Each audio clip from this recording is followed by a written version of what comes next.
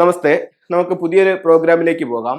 എല്ലാവരെയും ഏറ്റവും കൂടുതൽ അലട്ടുന്ന ഒരു പ്രോബ്ലം എന്ന് പറയുന്നത് ഒരു വീടിന്റെ വാസ്തു സംബന്ധമായിട്ട് പറയുമ്പോൾ ഒരുപാട് പേർക്ക് അറിയാവുന്ന ഒരു കാര്യം കന്നിമൂലയാണ്. വാസ്തു എന്ന് കേട്ടാലേ ഒരുപക്ഷെ ആദ്യം മനസ്സിലേക്ക് വരുന്ന ദിക്കെന്നും ഒരുപക്ഷെ കന്നിമൂല ആയിരിക്കും. ദിക്കും കന്നിമൂല ആയിരിക്കും. അപ്പോൾ നമുക്ക് കന്നിമൂലയിൽ എന്തൊക്കെ പ്രശ്നങ്ങൾ വരാം, അത് ഏതൊക്കെ രീതിയിൽ വരാം, അതിന് നമുക്ക് എന്തൊക്കെ പരിഹാരങ്ങൾ ചെയ്യാം എന്നുള്ള ഒരു പ്രോഗ്രാമിലേക്ക് പോകാം. ഞാനൊരു സ്ക്വയർ വരയ്ക്കാം. ഒരു സ്ക്വയർ വരയ്ക്കുമ്പോഴത്തേക്കാണ് നമുക്ക് നമ്മുടെ വീടിന്റെ ഒരു ഇത് അറിയാനായിട്ട് പറ്റുന്നത്. ഈ രീതിയിലായിരിക്കണം നമ്മളുടെ വീട്. ഈ വീടിനെ സംബന്ധിച്ചിടത്തോളം നമുക്ക് എത്ര മൂലകളുണ്ട്? 4 മൂലകൾ. അപ്പോൾ നിങ്ങളുടെ വീട് വാസ്തു കറക്റ്റ് ആണോ ഇല്ലയോ എന്ന് നിങ്ങൾക്ക് സ്വയം പരിശോധിക്കാനുള്ള ഒരു അവസരമാണ് ഇവിടെ ഉണ്ടാവുന്നത്. നിങ്ങൾ നോക്കുക 4 മൂലകളാണോ നിങ്ങളുടെ വീടെന്ന്. അപ്പോൾ അങ്ങനെയാണെങ്കിൽ അത് സ്ക്വയറോ റെക്ടാങ്കിൾ ഷേപ്പിലോ ആയിരിക്കും. 4 മൂലകളിൽ കൂടുതൽ നിങ്ങളുടെ വീടിന് വന്നിട്ടുണ്ടെങ്കിൽ ഉറപ്പായിട്ടും നിങ്ങളുടെ വീടിന് വാസ്തുദോഷമുണ്ട്. അതിൽ യാതൊരു സംശയവുമില്ല. നമ്മൾ ഇങ്ങനെ വീട് കറക്റ്റ് സ്ക്വയർ ആക്കി എടുത്തു, സ്ക്വയറിലുള്ള വീട് എടുത്തു. ഈ വീടിനെ നമ്മൾ 9 കളങ്ങളാക്കി തിരിക്കുന്നു, 9 ഗ്രിഡുകളാക്കി തിരിക്കുന്നു, 9 ഗ്രിഡാക്കി. അപ്പം വാസ്തുവിലായാലും ഫെങ്ഷുവിലായാലും നമ്മൾ എന്ത് പറഞ്ഞാലും ഇങ്ങനെ 9 കളങ്ങളാക്കി തിരിച്ചുകൊണ്ടാണ് നമ്മൾ ഒരു പ്രോഗ്രാമിലേക്ക് കടന്നു പോകുന്നത്. ഇതിൽ ഓരോന്നിനും ഓരോ ദിക്കുകളുണ്ട്. ഇപ്പോൾ ഒരു വ്യക്തി ഒരു പ്ലാൻ വരച്ച് പറയുമ്പോൾ മുകളിൽ എഴുതുന്ന ദിക്ക് നോർത്ത് ആണെങ്കിൽ ഫെങ്ഷുവിൽ അത് മുകളിൽ എഴുതുന്ന ദിക്ക് സൗത്ത് ആണ്. അപ്പോൾ സൗത്ത് നമ്മൾ മുകളിൽ എഴുതി, നേരെ താഴെ നോർത്ത് എഴുതി. എങ്ങനെ വന്നാലും ദിക്കിന് വ്യത്യാസമൊന്നും വരത്തില്ല, കാര്യങ്ങൾക്കൊന്നും വ്യത്യാസം വരത്തില്ല. ഇത് വെസ്റ്റ് ആണ്, ഇത് ഈസ്റ്റ് ആണ്. അപ്പൊ 4 ദിക്കുകൾ വന്നു. ഇനി 4 corner, south west corner, north west corner, north east corner, അതുപോലെ സൗത്ത് ഈസ്റ്റ് കോർണർ. ഇങ്ങനെ 8 ദിക്കുകൾ വന്നു. ഇനി ഒരു ബ്രഹ്മസ്ഥാനം വന്നു, അതായത് ഇതിന്റെ എല്ലാത്തിന്റെയും മിഡിലായിട്ടുള്ള ഒരു പോർഷൻ. ഈ മിഡിലിനെ പറ്റി പറയുമ്പോഴാണ് ഒരു കാര്യം പറയാനുള്ളത്.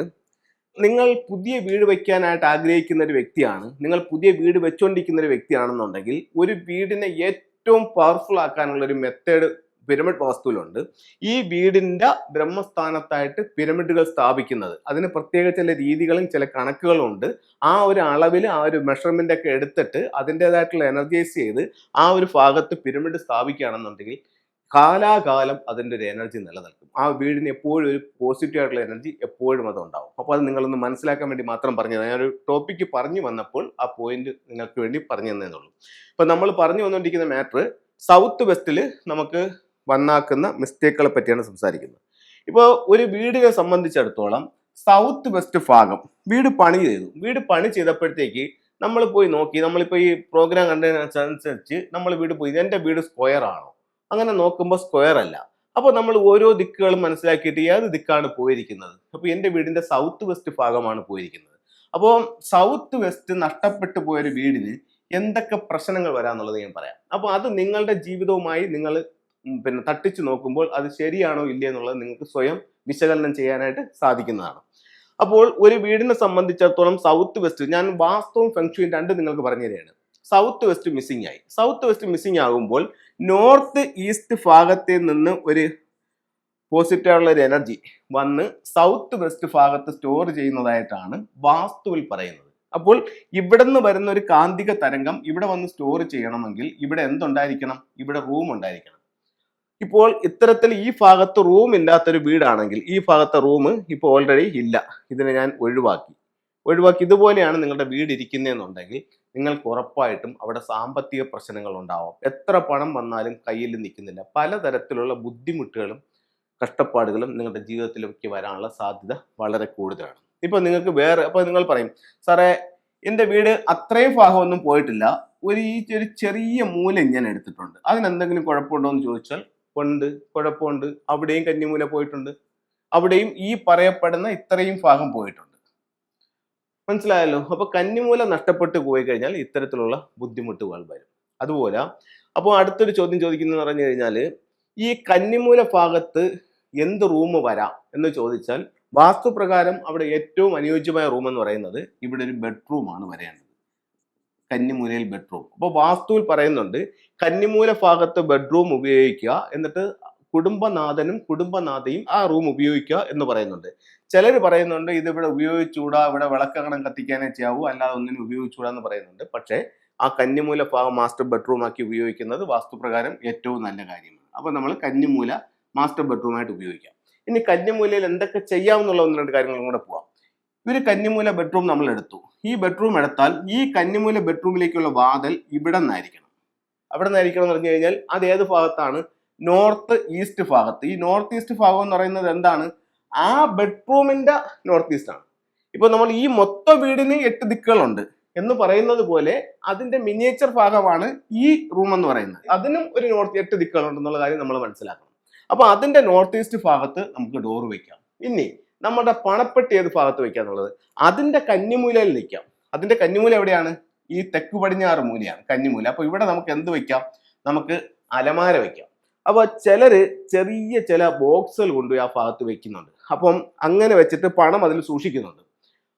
അങ്ങനെ വെച്ച് പണം അതിൽ സൂക്ഷിക്കുന്നത് കൊണ്ട് ശരിയാണോ എന്ന് ചോദിച്ചാൽ ഒരു പരിധി വരെ ശരിയുള്ളൂ, കുറച്ച് തെറ്റുണ്ട്. എന്താണെന്ന് ചോദിച്ചു കഴിഞ്ഞാൽ നമ്മൾ ഈ റൂം എടുക്കുമ്പോൾ ഈ റൂമിൽ നമ്മൾ ഫർണിച്ചർ ആയാലും എന്തും സെറ്റ് ചെയ്യുന്നതിന് ഒരു രീതിയുണ്ട്.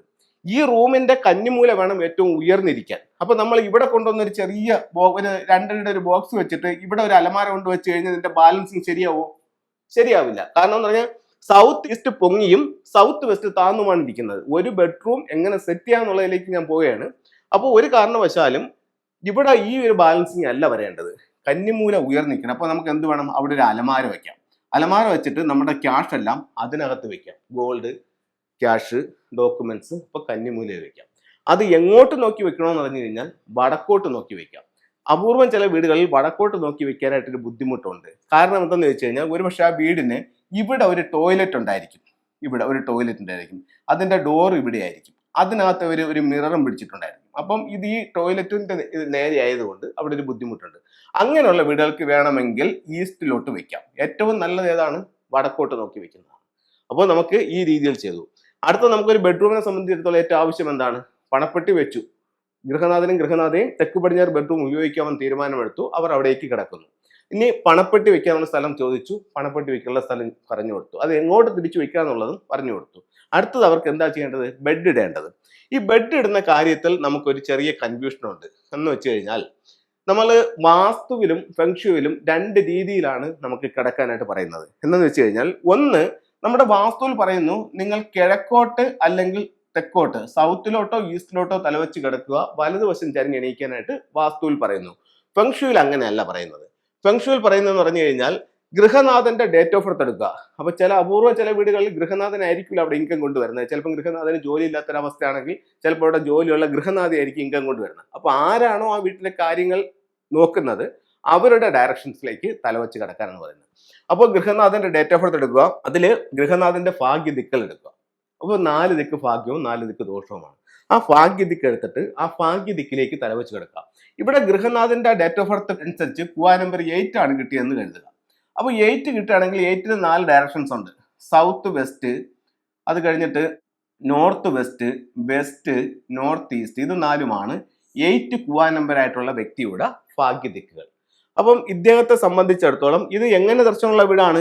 ഈസ്റ്റ് ദർശനം, കിഴക്ക് ദർശനമുള്ള വീടാണ് നമ്മൾ ഇവിടെ പ്ലാൻ വരച്ചിരിക്കുന്നത്. അങ്ങനെയാണെന്നുണ്ടെങ്കിൽ ഇദ്ദേഹത്തിന് എവിടെ കിടക്കാൻ പറ്റും? പടിഞ്ഞാറ് ഭാഗത്ത് തലവെച്ച് കിടക്കാൻ പറ്റും. പടിഞ്ഞാറ് ഭാഗത്ത് തലവെച്ച് കിടക്കാൻ പറ്റും. എന്നിട്ട് ഈ ഭാഗത്ത് ഇങ്ങനെ തലവെച്ച് കിടക്കാം. ഇത് ഫെങ്ഷുയി. വാസ്തുവിലാണെങ്കിലോ കിഴക്കോ തെക്കോ തലവെച്ച് കിടക്കാം. ഇനി ശ്രദ്ധിക്കേണ്ട മറ്റൊരു കാരണം, നമ്മൾ കിടക്കുമ്പോൾ നമ്മുടെ ഈ ഡോറിന്റെ നേരെ ഇവിടെ കൊണ്ടുവന്ന് കട്ടിലിട്ട് കിടക്കാൻ പാടില്ല. കാര്യം എന്തോരും? നമ്മുടെ ഡോറിന് നേരെ കാല് വരും, നമ്മുടെ എനർജി ക്ഷയിക്കും.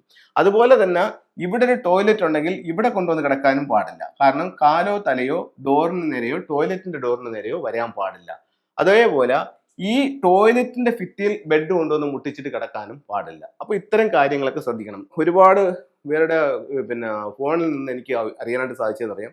ഇവർ യൂട്യൂബിൽ പലതരത്തിലുള്ള പ്രോഗ്രാമുകൾ കാണുന്നുണ്ട്. കണ്ടിട്ട് ഇവരൊരു ഐഡിയയിലേക്ക് എത്തും. അപ്പൊ ഇവർക്ക് ധാരണ, ഞാൻ സാറിന്റെ കുറേ പ്രോഗ്രാം കണ്ടു, ഞാൻ ഏകദേശം എല്ലാ കാര്യങ്ങളും പഠിച്ചു, ഇനി അതനുസരിച്ച് എനിക്കൊരു വീട് വെക്കാനാണ്. പക്ഷേ നിങ്ങൾ അറിയാത്തതും അല്ലെങ്കിൽ പറയാത്തതുമായിട്ടുള്ള ഒരുപാട് കാര്യങ്ങൾ അതിൽ വീണ്ടും ഉണ്ടായിരിക്കും. എപ്പോഴും നിങ്ങൾ സ്വയം ഡോക്ടർ ആവാതെ ഒരു കൺസൾട്ടന്റിനെ കാണിച്ച്, ഇപ്പൊ കൺസൾട്ടന്റിനെ കാണിക്കുമ്പോൾ വാസ്തുവും ഫെങ്ഷുയും കൂടെ അറിയാവുന്ന ഒരാളിനെ കാണിച്ചു കഴിഞ്ഞാൽ നിങ്ങൾക്കത് ഒരുപാട് പ്രയോജനം ചെയ്യും. കാരണം വാസ്തുവിന്റെയും ഫെങ്ഷുയുടെയും എല്ലാ നിയമങ്ങളും നമുക്ക് ഉൾക്കൊള്ളിച്ചുകൊണ്ട് വീട് വെക്കാനായിട്ട് സാധിക്കുന്നതാണ്. അപ്പോൾ ഒരിക്കലും നിങ്ങൾ സ്വയം ഞാൻ ചെയ്യില്ല. കാരണം ഒരുപാട് ക്ലയന്റുകൾ സ്വയം വീട് വെച്ചിട്ട് അതിന്റെ ബുദ്ധിമുട്ട് വന്ന് പിന്നെ വിളിച്ച് കാണിക്കുമ്പോഴാണ് ഇത് ഇന്ന പ്രശ്നങ്ങൾ ഉണ്ടെന്ന് പറയുന്നത്. അപ്പോൾ അവർ സാറിന്റെ പ്രോഗ്രാം കണ്ടിട്ടാണ് വെച്ചത്, പക്ഷെ ഇന്ന കാര്യങ്ങളും കൂടെ ഇതിലുണ്ടെന്നുള്ളത് നമുക്ക് അറിയത്തില്ലായിരുന്നു. അപ്പം ഒരു 2, 3, 5, 10 മിനിറ്റുള്ള ഒരു പ്രോഗ്രാമിൽ ഒരു വാസ്തുവിന്റെ അല്ലെങ്കിൽ ഒരു വീടിന്റെ എല്ലാ കാര്യങ്ങളും നിങ്ങൾക്ക് ഷെയർ ചെയ്ത് തരാനായിട്ട് പറ്റില്ല. അപ്പോൾ എപ്പോഴും നിങ്ങൾ സ്വയം ഡോക്ടർ ആകാതിരിക്കാൻ നോക്കുക. അപ്പോൾ നമ്മളൊരു റൂമിനെ പറ്റി ഏകദേശം കാര്യങ്ങളെല്ലാം പറഞ്ഞു തന്നു. അടുത്ത സമയത്തായിട്ട് ഒരാൾ ചോദിച്ച ഒരു ചോദ്യം എന്ന് പറഞ്ഞാൽ, സാറേ പിന്നെ എൻ്റെ ഗ്രൗണ്ട് ഫ്ലോർ എനിക്ക് ബെഡ്റൂമും കാര്യങ്ങളും എല്ലാം ഉണ്ട്, മുകളിലേക്ക് വരുമ്പോൾ സൗത്ത് വെസ്റ്റ് കോർണറിൽ ഒരു ബാൽക്കണി ഉണ്ട്, അതിനെന്തെങ്കിലും പ്രോബ്ലം ഉണ്ടോ എന്ന് ചോദിച്ചു. അപ്പം സൗത്ത് വെസ്റ്റിന്റെ കാര്യം പറഞ്ഞുകൊണ്ട് കൂട്ടത്തിൽ നമുക്ക് അതും കൂടെ ഒന്ന് പറയാം. അപ്പൊ ഇവര് സൗത്ത് വെസ്റ്റ് എടുത്തു, ഇവരെ വീടിന്റെ താഴെ എല്ലാം കുഴപ്പമൊന്നുമില്ല, നല്ലൊരു ബെഡ്റൂമും കാര്യങ്ങളും എല്ലാം ഒക്കെ വെച്ചു. ഇവര് മുകളിലോട്ട് പോയപ്പോൾ എന്ത് ചെയ്തു, ഈ സൗത്ത് വെസ്റ്റ് ഭാഗത്ത് ഇതിങ്ങനെയാണെന്നിരിക്കുക, ഇതില് ഇവര് ഇവിടെ ഒരു ബീം കൊടുത്തു, ഇവിടെ ഒരു ബീം കൊടുത്തിട്ട് ഇത്രയും ഭാഗം ഈ റൂമും കൂടെ ഇവരൊരു ബെഡ്റൂം ആക്കിയിട്ട് ഇവിടെ കൊണ്ടുവന്ന് ഇവർ ടോയ്ലറ്റ് വെച്ചു, ഇതിനെ ബാൽക്കണിയാക്കി. അങ്ങനെയാണെങ്കിൽ ഇതിനെന്തെങ്കിലും പ്രോബ്ലം ഉണ്ടോ എന്നുള്ളതാണ് ചോദ്യം. അപ്പം ഗ്രൗണ്ട് ഫ്ലോർ നോക്കുമ്പോഴത്തേക്ക് പക്കയാണ്. ഗ്രൗണ്ട് ഫ്ലോർ അവരൊരു മാസ്റ്റർ ബെഡ്റൂം ചെയ്തിരിക്കുന്നു, അതെല്ലാം റൂം എല്ലാം സ്ക്വയർ ആണ്. മുകളിൽ വരുമ്പോൾ ഈ ഭാഗത്ത് ഇതിന്റെ പകുതിയും സൗത്ത് വെസ്റ്റിന്റെ പകുതിയും വെസ്റ്റ് ഫുള്ളും കൂടെ എടുത്തുകൊണ്ട് ഒരു വലിയ ബെഡ്റൂം മുകളിൽ ചെയ്തു. എന്നിട്ട് അവിടെ ഈ ഭാഗത്ത് റോഡ് ഉള്ളത് കൊണ്ട് അവരൊരു ബാൽക്കണിയും കൂടെ അവിടെ പണിഞ്ഞപ്പോൾ എന്ത് സംഭവിച്ചു, കന്നിമൂല ഓപ്പണായി. ഇവിടെ ഈ വീട്ടിൽ പൈസ നിൽക്കുമോ? പൈസ നിൽക്കുന്നില്ല. അപ്പോൾ കന്നിമൂല ഭാഗത്ത് ബാൽക്കണിയും പാടില്ല. കന്നിമൂല ഭാഗത്ത് ഗ്രൗണ്ടിൽ ഒരുപാട് പേര് കാർ പോർച്ച് ചെയ്തിട്ടുണ്ട്, സിറ്റ് ഔട്ട് ചെയ്തിട്ടുണ്ട്, അതുപോലെ തന്നെ പലതരത്തിലുള്ള ഓപ്പൺ ആയിട്ട് ഇട്ടിട്ടുണ്ട്. അവർക്കെല്ലാം ഇത്തരത്തിലുള്ള ബുദ്ധിമുട്ടുകൾ ഉണ്ടാവാനുള്ള 99% സാധ്യതയുമുണ്ട്. അതേപോലെ മുകളിൽ ബാൽക്കണി വന്നാലും അവിടെ ഒരു പ്രശ്നമാണ്. ഇവിടെ മുകളിൽ ബാൽക്കണി മാത്രമാണോ അവരുടെ പ്രശ്നം? അല്ല, പിന്നെ ഒരു പ്രശ്നം കൂടെ ഇവിടെ ഒളിഞ്ഞിരിക്കുന്നുണ്ട്. എന്താണ്? ഇവർ ഈ തെക്ക് പടിഞ്ഞാറ് എന്ന് പറയുന്ന 45 ഡിഗ്രിക്കകത്താണ് ഈ ടോയ്ലറ്റ് കൊണ്ട് വെച്ചിരിക്കുന്നത്. അപ്പോൾ തെക്ക് പടിഞ്ഞാറ് ഭാഗത്ത് ഗ്രൗണ്ടിൽ ടോയ്ലറ്റ് വന്നാൽ എന്തൊക്കെ ബുദ്ധിമുട്ടുകൾ ഉണ്ടാവും, അതേ ബുദ്ധിമുട്ടുകൾ ഇവിടെയും വന്നിരിക്കും. അപ്പോൾ ഒരു കാരണവശാലും ഈ ഒരു 45 ഡിഗ്രിക്കകത്ത് ഈ ടോയ്ലറ്റോ ബാൽക്കണിയോ സിറ്റ് ഔട്ടോ കാർ പോർച്ചോ ഒന്നും വരാൻ പാടില്ല. ഇനി ഇങ്ങനെ വന്നു പോയിട്ടുണ്ടെങ്കിൽ ഫെങ്ഷുയുടെ അതിൻ്റെതായിട്ടുള്ള ചില റെമഡികളും ചില ടൂൾസുകളും ഉണ്ട്. അതനുസരിച്ച് അതിനൊന്ന് കറക്റ്റ് ചെയ്തിട്ട് അതിന്റെ ടൂൾ ഉപയോഗിച്ചിട്ട് നിങ്ങൾക്ക് മുന്നോട്ട് പോകാനാണ്. ടൂൾ എന്ന് പറയുമ്പോഴത്തേക്കും തെക്ക് പടിഞ്ഞാറ് ഭാഗത്തൊരു ദോഷം വന്നു കഴിഞ്ഞാൽ നമുക്ക് പ്രധാനമായിട്ട് ഉപയോഗിക്കുന്ന ടൂൾസ് എന്ന് പറയുന്നത് ക്രിസ്റ്റൽ ബോൾസ് ആണ്. അതുപോലെ വടക്ക് പടിഞ്ഞാറ് ഭാഗം വീടിന്റെ നഷ്ടപ്പെട്ടു പോയി, അങ്ങനെയാണെങ്കിൽ അവിടെ നമുക്ക് ഉപയോഗിക്കുന്നത് 6 റോഡ് വിൻചെയിംസ് ആണ്. അതേപോലെ കിഴക്ക് നഷ്ടപ്പെട്ടു പോയിട്ടുണ്ടെങ്കിൽ അവിടെ നല്ലൊരു ഡ്രാഗന്റെ ചിത്രമോ ഒരു സ്റ്റാച്യു വെക്കാവുന്നതാണ്. സൗത്ത് ഈസ്റ്റ് ഭാഗത്ത് നമുക്കൊരു പ്രോബ്ലം ഉണ്ടെങ്കിൽ, അതായത് തെക്ക് കിഴക്ക് നമുക്കൊരു സാമ്പത്തിക പ്രശ്നം ഉണ്ടെങ്കിൽ അവിടെ വെൽത്ത് ശമ്പാല വെക്കാം, അരോനയുടെ സ്റ്റാച്യു വെക്കാം, അതുപോലെ തന്നെ വെൽത്ത് ഷിപ്പ് വെക്കാം, ഡബിളേറ്റ് സിമ്പിൾസ് വെക്കാം. അപ്പോൾ ഇത്തരത്തിലുള്ള സാധനങ്ങൾ എനർജൈസ് ചെയ്തിട്ട് അതാത് സ്ഥലങ്ങളിൽ നിങ്ങൾ പ്ലേസ് ചെയ്യുകയാണെങ്കിൽ ഉറപ്പായിട്ട് അതിൻ്റെ റിസൾട്ട് നമ്മുടെ ലൈഫിലേക്ക് കൊണ്ടുവരികയാണ്. പുതിയൊരു പ്രോഗ്രാമിലേക്ക് വരുന്നവരെ എല്ലാവർക്കും നമസ്കാരം.